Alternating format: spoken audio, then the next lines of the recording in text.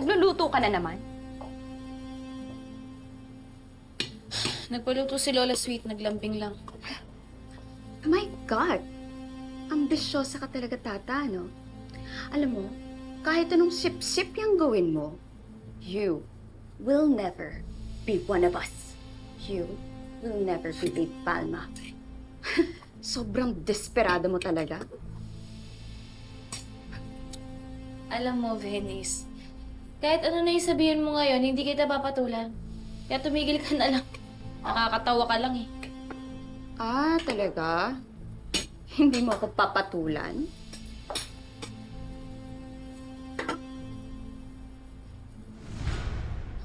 Hindi mo pa rin ako papatulan? Ginawa mo? Para kay Lola Sweet yan. Pati ba naman to?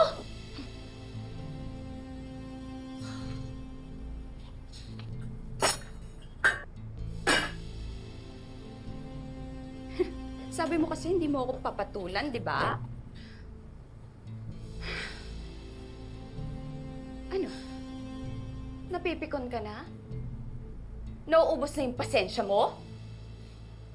Kasi yung sa'kin, ubos na ubos na!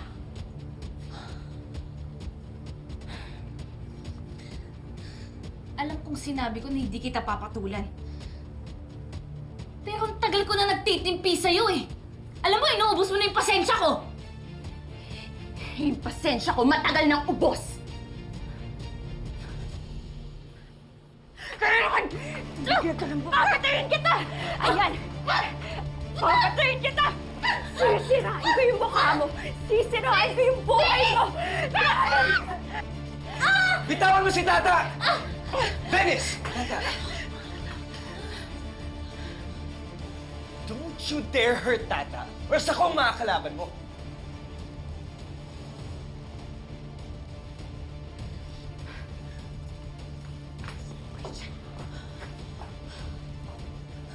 Tata, okay ka lang? Kakausapin ko si Sir Gov. Sumusobra na yung Venice na yan. Pwede bang umuwi na lang muna ako? Yung gusto kasi ng Venice na yan eh, mag-away-away tayo sa bahay na to eh. Kaya wag natin ibigay yun sa kanya, uwi na lang ako. Okay. Ihahatid na kita. Let's go.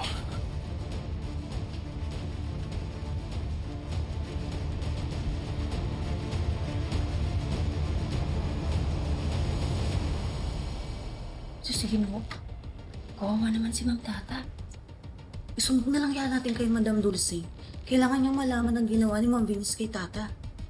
Ano? Gusto mo? Sige. Tara.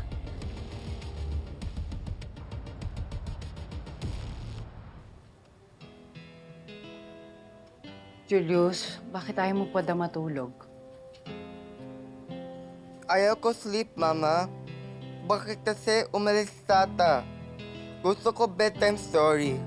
With Tata. Kasi umuwi na nga si Tata. Di ba hinatid na ni Francie si Tata dahil kaya lang naman siya nandito dahil nagpe-prepare siya para doon sa wedding. Sige na, ako na lang magbabasa. No!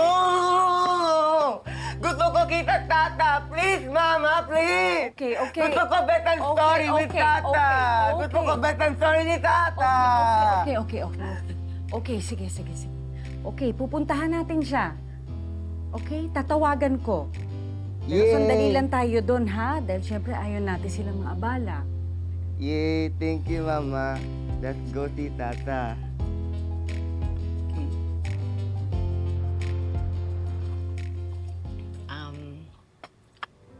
Okay. Pasensya na, ha? Napasugod kami. Alam ko nagpapahinga na kayo. Oh, wala yun. Total, malapit na tayo maging magbalaki. O, pasensya na, ha? Napasugod kami. Okay lang yan. Sa totoo lang, may dinaanan lang si Tata at saka si Francis. Pero pabalik na rin yun. Okay. Alay, kain lang. Oh, tikman nyo naman ito. Ito, mas masarap din ito. Dali unahan ko na si Julius. Sandali, baka mabasag. Julius! Baba mo yan, baka mabasag. Baba mo dyan. Naku, I'm sorry. Naku, I'm sorry. Oh, naku, I'm so sorry. I'm sorry. Naku, Sorry, dahan-dahan, kapalitan baka ko ma- na lang.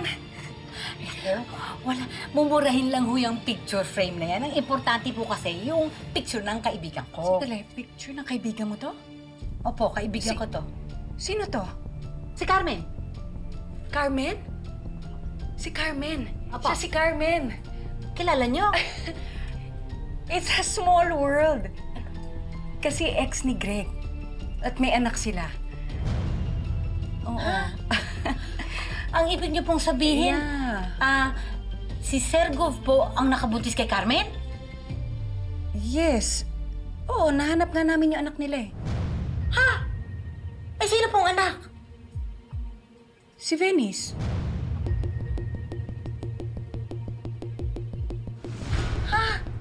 Eh, teka lang ho. Parang mali ho yun Kasi kung si Sergov po ang dating kasintahan ni Carmen at ang nakabuntis sa kanya, nako, hindi ho si Venice ang anak niya. Hindi po. Gwapa, anong alam mo? Gwapa, sabihin mo sa akin, anong alam mo? Nay, sige na, magsalita ka na. Sabihin mo na yung totoo. Eh, paano naman po? Sa akin ho ibinili ni Carmen ang anak niya. Hindi kay Vivian? Ako hindi ho. Eh, ako lang naman po ang best friend ni Carmen. At saka iisa lang ang naging anak ni Carmen. At iisa rin lang ang binili niya sa akin. So ang tinutukoy mong anak ay walang iba kundi si... Oo, si Tata. Opo. Tata. Tata. Julius loves Tata. Oh my God.